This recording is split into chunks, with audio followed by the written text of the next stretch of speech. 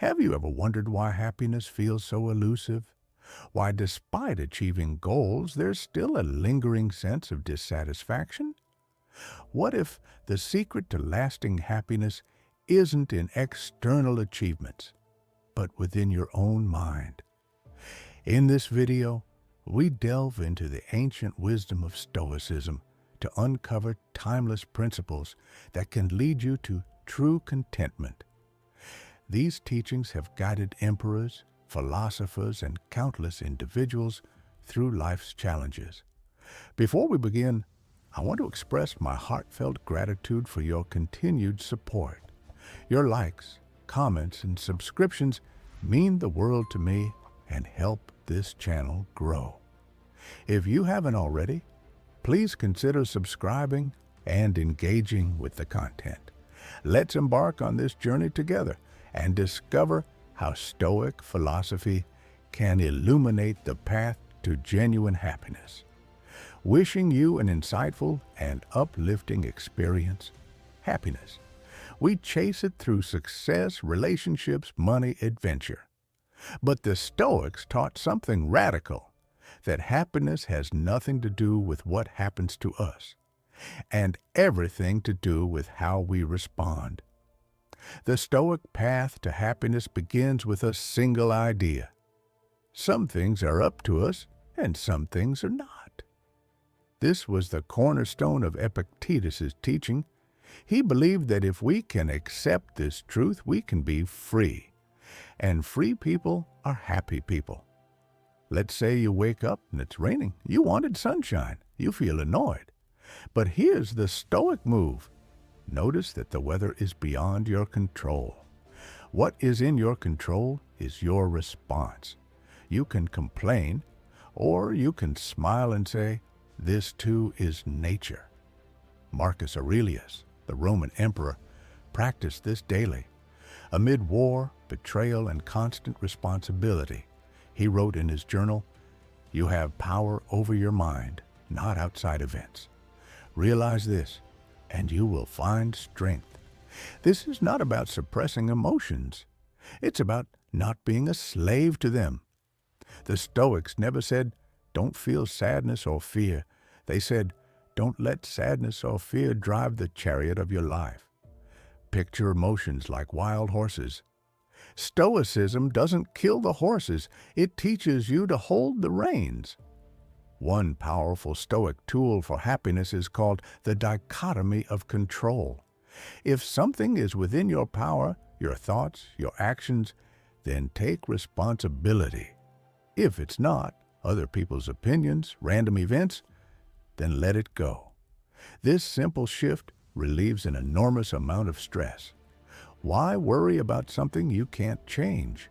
Why waste your joy on things you don't command? For example, you post a photo online and it doesn't get the likes you hoped for.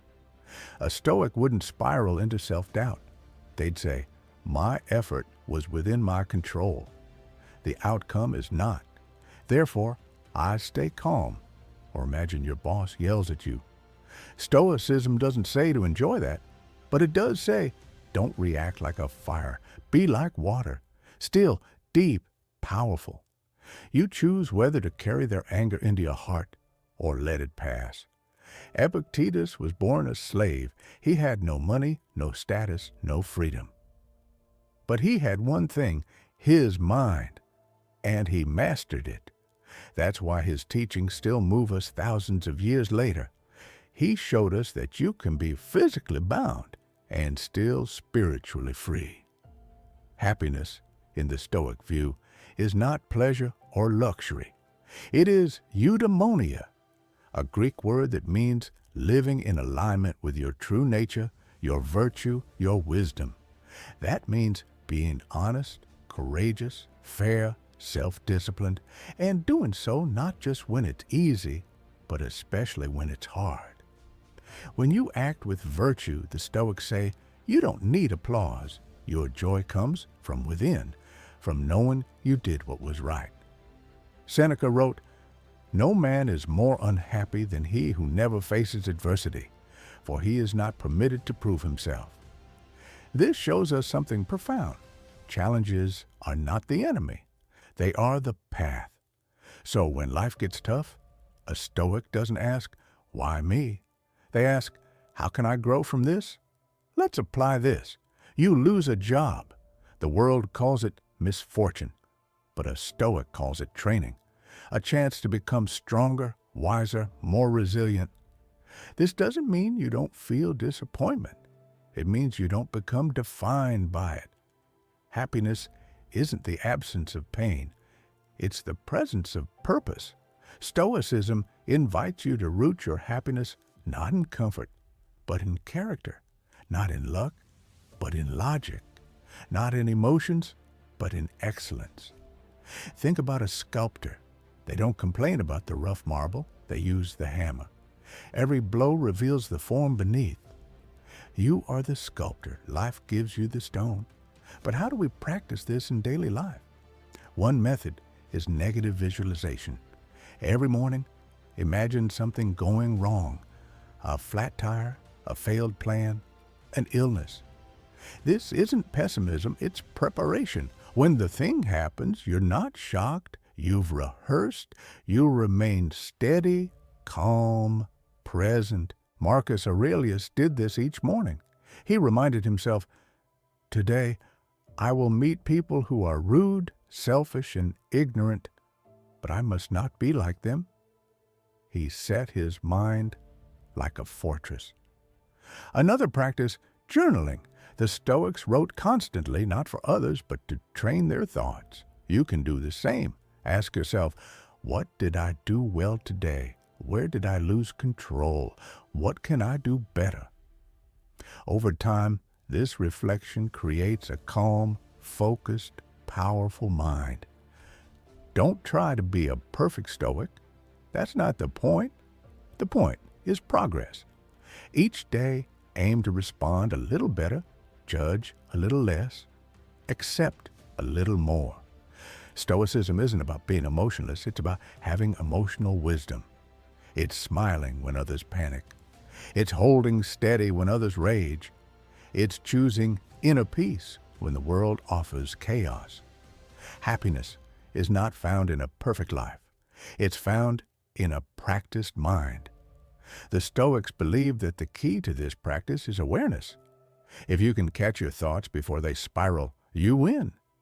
If you can pause before reacting, you gain strength. Try this. When something irritates you, stop. Breathe. Ask, is this within my control? If the answer is no, release it. If the answer is yes, act with calm and clarity. Do this 100 times and you'll feel different. Do it 1,000 times and you'll be different. The reward?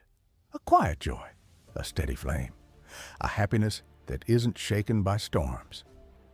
You'll begin to notice how much lighter life becomes when you no longer resist what you cannot change. You'll begin to see that true freedom is not the absence of hardship, but the mastery of your response to it.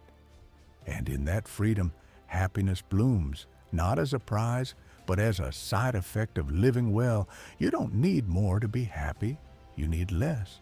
Less worry, less anger, less craving, and more wisdom, more acceptance, more virtue. That is the Stoic path to happiness. It doesn't cost a thing, but it gives you everything. If you've made it this far, thank you. Your time is precious, and the fact that you chose to spend it here means the world to me. If you found even a spark of value in this video, I'd be truly grateful if you could give it a like, write a comment, and subscribe to the channel. Your support helps this message reach more hearts. And honestly, it's what keeps this channel alive and growing. Let's make a deal.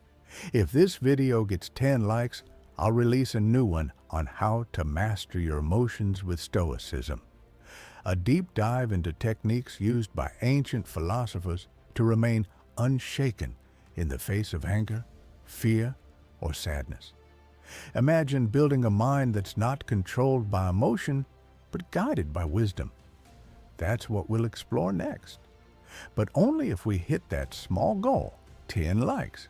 So let's spread Stoic strength together. Leave a comment. What's one challenge you're going to approach with Stoicism this week? Wishing you clarity, courage, and peace in everything you do. Remember, happiness is not out there.